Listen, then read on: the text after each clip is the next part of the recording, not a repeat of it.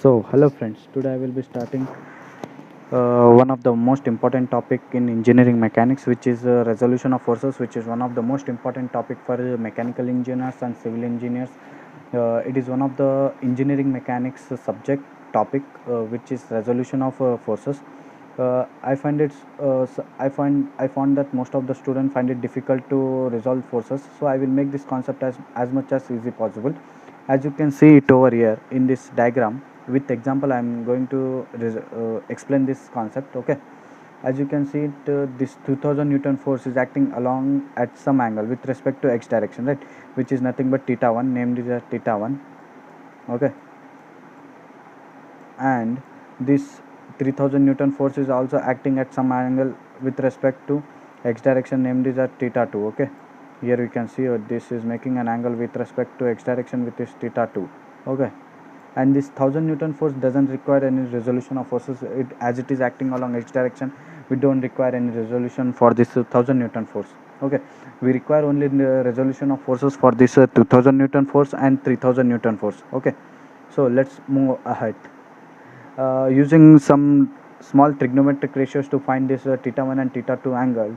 What is the angle with that 2000 newton force makes with respect to x direction, and this 3000 newton makes with respect to x direction? What I have made is using trigonometric ratio of tan ratio, which is nothing but opposite. Tan ratio is nothing but opposite to the adjacent side, which come out to be theta is equal to tan inverse of 4 by 3, which comes out to be 53.13. Okay, tan theta 1 is nothing but 3 by 4 from this triangle. Okay, tan 3 by 4 and 4 by 3 over from here. This is theta 1 over here, and this is theta 2. Okay friends, this is nothing but an eye bolt which is fixed for a ground. And suppose you can make one boy over here which is pulling with 2000 newton force, and some x person is also pulling this with some rope, this eye bolt which is being pulled in three direction. What we need to find is what is the resultant force which is acting in what direction, and what is the resultant of that magnitude, right? What is the magnitude of that resultant force? Okay, so what we need is we need to resolve these forces, right? 2000 newton force and 3000 newton force. Okay, as you can see, this 2000 newton force is coming outside. It's like coming outside, right? Coming outside. What we need to do here, as you can see it over here, this 2000 newton force is coming outside, right? This is 2000 newton force. What I will do is I will resolve this 2000 force in such a way that the resultant component will also come outside direction, right?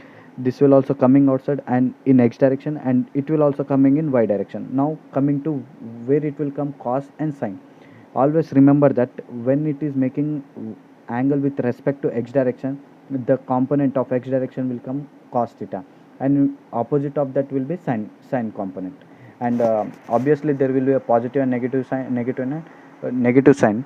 If it is going in positive x direction, it will be positive, and if it is going in negative direction, it will. And likewise, if you can see it over here, the 3000 newton force is coming outside. We need to resolve the forces as if the x component force will should also come outside, and y component force should also come outside of the system, right?